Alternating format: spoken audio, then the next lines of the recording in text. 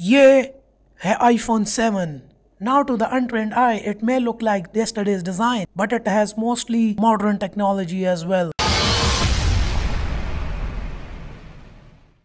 आज मैं अनबॉक्सिंग और डिटेल रिव्यू करने जा रहा हूँ iPhone 7 की, और इस बात को स्टैब्लिश करने की कोशिश करेंगे कि 2018 में अगर आप 6S या 6S Plus से अपग्रेड करना चाहते हैं तो आपको iPhone 7 लेना चाहिए या iPhone 8। तो अगर आप ये सारा डिटेल कंपैरिजन जानना चाहते हैं तो इस वीडियो में मेरे साथ आखिर तक रहिए।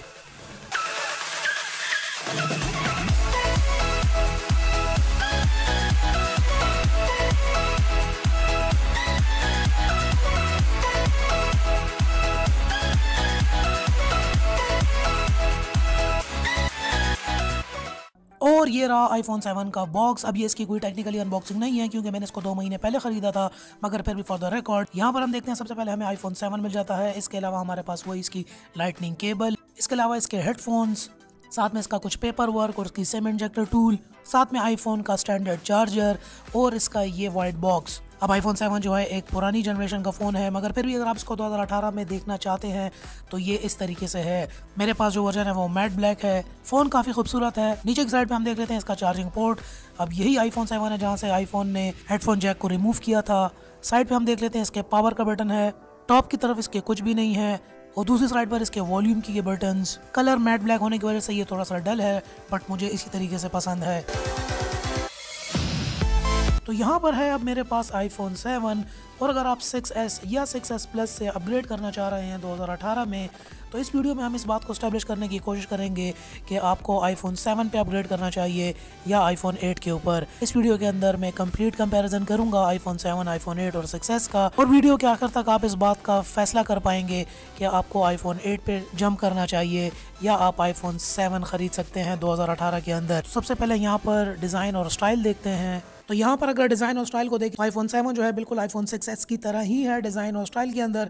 इस तरीके से iPhone 7 जो है iPhone 8 की तरह है। इनके डायमेंशंस और डिस्प्ले और स्क्रीन रेजोल्यूशन बिल्कुल सेम है। डिज़ाइन और स्टाइलिंग में फ़र्क ये है कि iPhone 7 की बैक के अंदर एल्यूमिनियम बॉडी फिनिश है, जबकि iPhone 8 के अंदर हमें ग्लास मिलता है जो कि वायरलेस चार्जिंग को सपोर्ट करता है। प्रिसाइसली डायमेंशंस की बात करें तो 67.3 इंटू 138.4 इंटू 7.3 मिलीमीटर डायमेंशंस है iPhone 7 और iPhone 8 दोनों की। यहाँ पर अगर हम एक और चीज़ देख लें, 6S तक यहाँ पर आपको फिजिकल होम बटन मिलता था, जबकि iPhone 7 और 8 दोनों में अब ये फिजिकल बटन यहाँ पर नहीं मिलेगा। ये अब सेंसिटिव होम बटन है, फिजिकली प्रेस नहीं होता। इसी तरीके से iPhone 7 और 8 दोनों के अंदर IP67 फिंगरप्रिंट स्कैनर दोनों में आपको आसानी से मिल जाता है। यहाँ पर अगर हम देख लेते हैं हेडफोन जैक्स, तो यहाँ पर दोनों फ़ोन्स के अंदर आपको हेडफोन जैक नहीं मिलेगा 7 और 8 दोनों के अंदर, जबकि iPhone 8 के बैक पे ग्लास होने की वजह से आपको वायरलेस चार्जिंग ज़रूर मिल जाएगी iPhone 8 में। अब डिस्प्ले देखते हैं। यहाँ पर थोड़ा सा डिस्प्ले की बात करें तो 4.7 inch retina HD display, wide screen LCD multi touch display with IPS technology, 1334 by 720 pixel resolutions with 326 ppi। इसके अलावा 1400:1 कंट्रास्ट रेशो, जो कि iPhone 6S से 25% ज़्यादा ब्राइटर और ज़्यादा कलरफुल डिस्प्ले है। इसी तरीके से iPhone 8 के डिस्प्ले की बात करें तो यहाँ पर आपको ट्रू टोन डिस्प्ले देखने को मिल जाता है, जो कि एम्बियंट लाइट या रूम की लाइट के साथ अपने डिस्प्ले को एडजस्ट करता है। अब यहाँ पर बात कर लेते हैं कैमरा की। बैक कैमरा यहाँ पर हमारे पास 12 मेगापिक्सल f1.8 के अपर्चर के साथ, जो कि डिजिटल जूम प्रोवाइड करता है 5x। इसके अलावा दोनों फोन्स के अंदर optical image stabilisation, 6 element lenses हैं, quad LED true tone display flash के साथ। इसके अलावा panorama 63 megapixel, back side aluminium sensor, hybrid IR filter, auto focus with focus pixels, tap to focus with focus pixels. Video recording में हम देखते हैं 720p 30 frames per second, 1080p 30 frames per second, 1080p 60 frame full 1080p full HD 60 frames per second. इसके अलावा iPhone 7 और iPhone 8 दोनों के अंदर आपको 4K at 30 frames per second मिलता है। इसके अलावा iPhone 7 से स्लोमो भी स्टार्ट हुआ है 1080p HD 120 FPS के साथ और 720p HD 240 frames per second के साथ। लेकिन iPhone 8 के कैमरे के अंदर 1080p HD 240 frames per second का ऑप्शन भी मौजूद है। iPhone 7 के अंदर 720p 240 फ्रेम्स पर सेकंड के साथ है, लेकिन iPhone 8 के अंदर आपको 1080p HD resolution 24 frames per second के साथ भी मिल जाएगी।